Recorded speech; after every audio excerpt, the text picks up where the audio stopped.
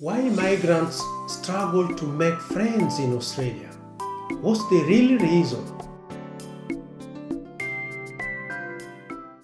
The real reason is explained in this video. Watch our video to the end. Welcome one, welcome all to Kujitambua Media, a home of self-awareness and inner transformation. Moving to a new country is exciting, but also lonely. Many migrants in Australia quietly struggle to make friends, build community, and feel like they belong. And most people think the problem is cultural differences, language, or personality. But the truth is deeper. Follow me carefully. Today, I want to talk about the real reason migrants struggle to form meaningful friendship and how self-awareness can change everything. Stay with me to the end of this video and you will learn something. Stick around and don't go too far. Let's get into the matter. The hidden loneliness of migration. When you move to a new country, you don't just change your location. You change your environment, your identity, your social norms, and your emotional safety. Back home, friends were natural. People you grew up with. It was very natural to form friendship in your home country. You grew up together with those people, so it was very natural to form friendship with them. You shared culture, humor, values, and unspoken rules. In Australia, everything becomes different because you meet people you didn't grow up with. You don't have anything in common. How do you make friends? You are starting from zero, socially, emotionally, and culturally because you are far away from the environment where you grew up. This creates a loneliness many migrants never talk about because it's a new place full of people who know nothing about you and you know nothing about them. It creates a very deep space. The real reason is the survival mode. Most migrants live in a survival mode for years. Many people, when they get to Australia, they spend years in the survival mode. And the survival mode looks like working multiple jobs. You will agree with me that many migrants work multiple jobs. They study while supporting the family, sending money back home where they came from, and navigating visas. This visa is expiring soon. How do I apply another course so I can lengthen my visa? Trying to make it, and also constant pressure to succeed. That's what we call survival mode. When your mind is in survival, you don't have the emotional space to build friendship. No emotional space, no time. You are always picking up shift. Evening shift, morning shift, active night, you name them. You are too tired, too stressed, too focused on stability. You want to become stable. And in the process, you have to work multiple jobs. No time for friendship because friendship requires openness. You don't have time for openness. Survival requires protection. You try to protect the little that you have and the little that you are, so to feel included. So these two states cannot exist together. Mixing survival and friendship is very hard because one requires openness and another one requires protection. It's very hard to mix the two together. That's why people spend more years in survival mode. Another point is cultural misunderstandings.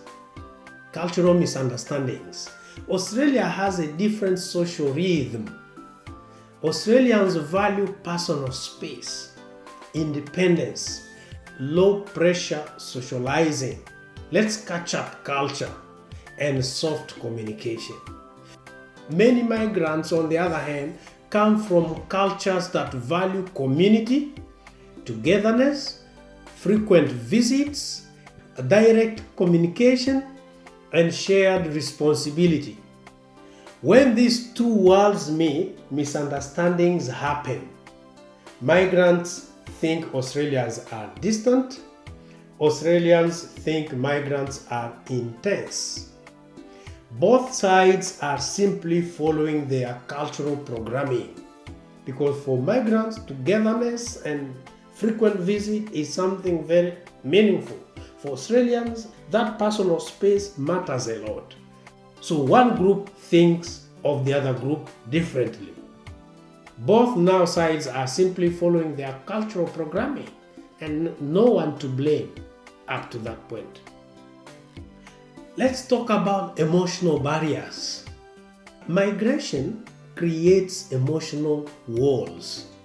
Fear of rejection, fear of being misunderstood, fear of not fitting in, fear of being judged, fear of losing your identity. So these fears make people withdraw because you don't want to be judged, you don't feel like you fit in, you don't feel like they understand you. These fears make people withdraw. They stay quiet. They avoid initiating conversations because there are no common interests in between these two groups. They wait for others to make the first move. But connection requires vulnerability, something many migrants don't feel safe enough to offer. Many migrants don't feel safe enough to offer vulnerability, to say, oh, show me this one. How do you do this? It becomes very hard, and then migrants become reserved. In the process, they wait until someone else initiates the conversation. And guess what? When an Australian initiates conversation to a migrant, they start by asking, where do you come from? Do you have a family? Do you have children? How old are you? And these kind of questions become so pertinent to this migrant because the migrant is trying to protect their identity. They are not so open for friendship because there is no trust here. They are trying to build trust before they can go to openness. In the process, there is no friendship between the two groups, between the Australian born and the migrant. Simply because migration itself creates emotional walls between the two groups. Let's talk about loss of identity. Back home, you knew who you are. You had status, community, and confidence. In Australia, you start again. Your qualifications may not be recognized. Your accent becomes a barrier. Your achievements feel invisible. This identity shift affects how you show up socially. When you don't feel like yourself, you don't connect like yourself. That's when the loss of identity takes a very big toll for migrants to be friends with Australian-born people. I remember when I first arrived in Australia, I was a teacher, a qualified school teacher, but I got discouraged by few people I once met. Listening to my accent, it was revealed to me that I'm gonna struggle much to teach in schools because children are likely to laugh at my accent because the way I speak English is different from they speak here. But was that the matter? It wasn't, but it was part of losing the identity of being a teacher to begin to structure a new career path.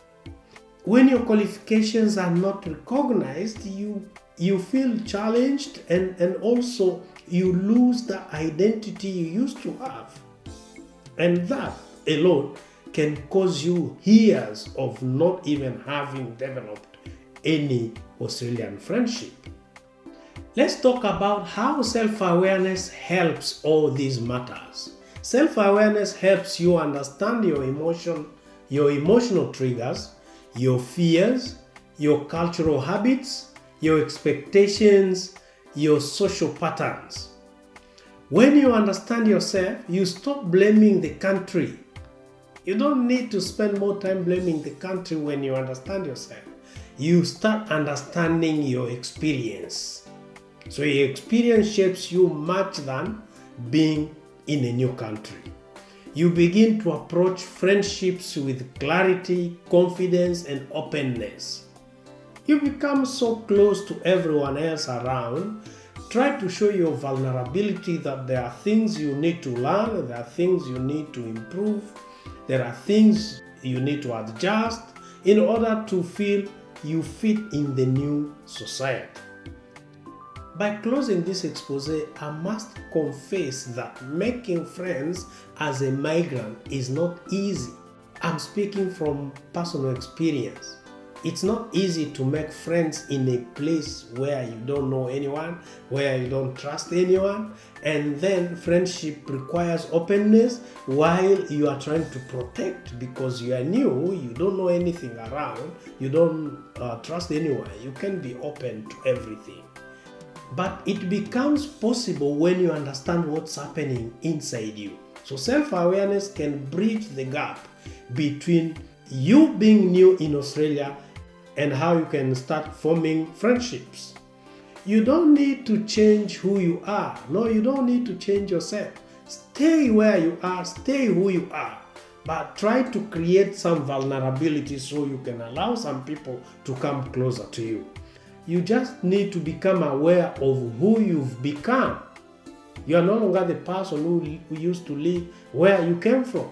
But here you are in a new environment, new space. How do you utilize this new space to be friendly to you and to other person around you? What has been your biggest challenge in making friends in Australia? Like me, it was very hard when I was to switch from teaching to social work. It was a big switch because it felt like my qualifications are not going to be recognized, but other than being recognized, my accent was going to be laughed at in school. And that was a big change. And every time I bumped into Australians, the first questions were like, how old are you? Where are you from? What's your name? And I felt like those questions were so personal to reveal to a person whom I don't know. And then the struggle was very huge. Now, I want to learn from you. What was the hard part for you to break the silence and begin to form friendships in Australia? Let me know in the comment section. If you loved our message, please share it with other people. Subscribe to our channel, like, comment, and share our videos with friends and families. Welcome to Kujitambua Media, a home of self-awareness and inner transformation. Here we explore various topics at various levels. We bring all the content to a conclusion that self-awareness can change many things. Self-awareness can change the way you use your time, can change your finances and your relationship with money, can change the way you relate with other people, can help you manage your feelings and many things. We are here to help each other to develop our personal inner self so that what we have, we are able to give it out to other people. And remember, you only harvest what you sow. If you sow hatred, you harvest hatred. If you sow love, you harvest love. I love you all and thank you for watching.